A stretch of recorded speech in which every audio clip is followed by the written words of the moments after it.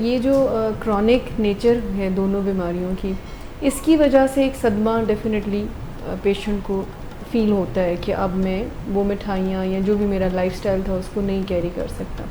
क्या ये वजह हो सकती है कि वो इस तरह के क्विक फिक्सेस में फंस जाते हैं कि जो उनको कहता है कि जड़ से शुगर ख़त्म हो जाएगी? तो क्या ये भी एक वल्नरेबिलिटी हो सकती है कि वो सदमे में होते हैं, वो एक्सेप्ट नहीं कर रहे होते, वो कहीं न कहीं पर डिनाई कर रहे होते हैं, तो ऐसी सिचुएशन? क्या जो बाकी दीगर मेडिकल बीमारियां होती हैं उनमें किसी बीमारी का पैलिएटिव, किसी का क्यूरेटिव, किसी का मैनेजमेंट करके, ये भी डिफरेंट मोडेलिटीज़ होती हैं। तो ये सदमे वाली बात और ये दूसरी बात, देखिए ये सभी लोगों को सदमा पहुंचता है कि जब उन्हें एक ऐसी बीमारी का सामना होता है जिसके बारे में डॉक्टर्स कहते हैं कि ये प्राइमरी, क्रॉनिक और प्रोग्रेसिव है, जैसे डायबिटीज़ या दिल की बीमारी या कैंसर या अल्कोहलिज्म। तो बहुत परेशानी होती है और कहते हैं ना कि गर्ज़मंद दीवाना होता है, तो वो फिर दीवानगी में कुछ इस तरह की सोच होती है कि कोई शॉर्टकट मिल जाए। और ऐसे जो गर्ज़मंद होते हैं उनकी मजबूरियों का फ़ायदा उठाने के लिए भी लोग आ जाते हैं, क्योंकि जब किसी शख्स की कोई शदीद ख्वाहिश होती है और कोई उसको लारा लप्पा लगाता है तो वो इम्कान होता है कि वो उसके पीछे चलने लगेगा, क्योंकि उसकी ख्वाहिश बड़ी शदीद होती है। हालांकि इसमें आजकल ये सोचना चाहिए कि अगर हमारी ज़िंदगी में ज़्यादातर जो कारामद चीज़ें हैं वो वेस्ट से और अमेरिका से आती हैं, तो एक इलाज जैसी अहम चीज़ भी लाजमी है कि वेस्ट से और अमेरिका से ही हमें मैसर होगी, क्योंकि साइंस पे तहकीक और काम बहुत अरसा हुआ मशरक़ से मगरब में शिफ्ट हो चुका है। जहाँ तक इलाजों की बात है तो बीमारियों के इलाज मुख्तलिफ होते हैं। कुछ बीमारियों के इलाज होते हैं कि आप करें तो वो बीमारी बिल्कुल जड़ से ख़त्म हो जाती है, जैसे कि मलेरिया या ट्यूबरकुलोसिस है तो उसका अच्छा इलाज हो जाए तो समझें कि आप पहले जैसे हो गए, दोबारा अब आपको नए सिरे से अगर इन्फेक्शन होगी तो ये बीमारी हो सकती है। कुछ बीमारियों का इलाज होता है कि जैसे कि कोई सिम्टोमेटिक ट्रीटमेंट हो गया कि आप दवाई आपने खाई, आपको जो आपके सिम्टम्स हैं उनसे आपको तकलीफ़ वो ठीक हो जाती है। कुछ में सपोर्ट देने की ज़रूरत होती है, वो आज खुद ठीक होने वाली बीमारियां होती हैं जैसे नज़ला ज़ुकाम वग़ैरह।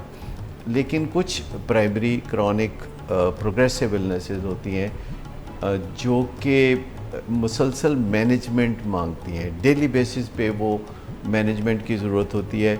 और जैसे हम रोज़ाना की बुनियाद पर अपने दांत साफ़ करते हैं, इसी तरह कुछ बीमारियों के रिचुअल्स हैं जो हम रोज़ाना की बुनियाद पर करते हैं। और जितनी भी प्राइमरी क्रॉनिक इलनेसेस हैं, चाहे वो डायबिटीज़ हो या अल्कोहलिज्म या हार्ट डिज़ीज़, इनके जो डेली मैनेजमेंट है या जो एहतियाती तदाबीर हैं हिफ़्ज़ान सेहत के असूलों के मुताबिक काफ़ी मिलती जुलती होती हैं। सभी में एक एक्टिव लाइफस्टाइल जो है वो बीमारी से निजात में मदद मिलता है, मदद उससे मिलती है।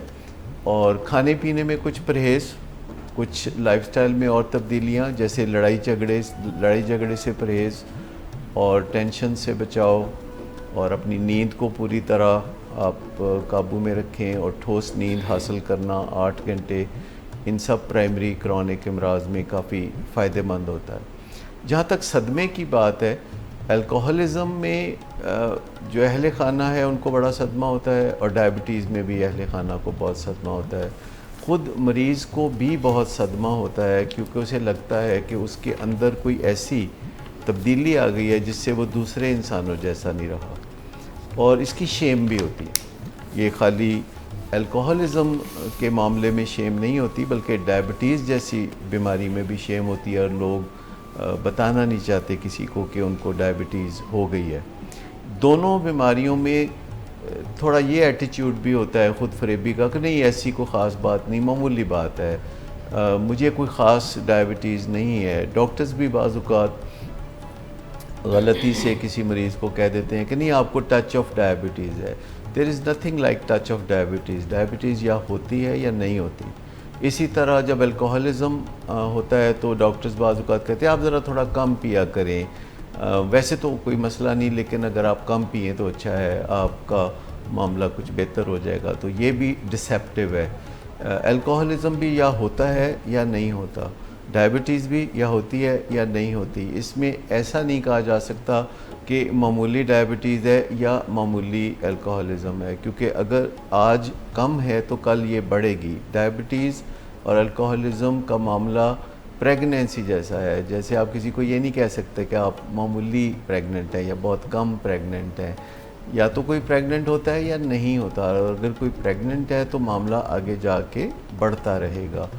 इसी तरह ये प्राइमरी क्रॉनिक इलनेसेस हैं, इसमें मरीज़ को या जब तसल्ली दी जाती है एक तरह से, तो उससे फ़ायदा नहीं बल्कि नुकसान होता है। ज़रूरी नहीं कि आप मरीज़ को डराएं, आप मरीज़ को होप दे सकते हैं, आप रोशनी दिखा सकते हैं, लेकिन बात सीधी होनी चाहिए ताकि गलतफहमी का अजाला पहले दिन से ही हो सके। सो ये एक पहलू ज़हन में रखना बहुत ज़रूरी है।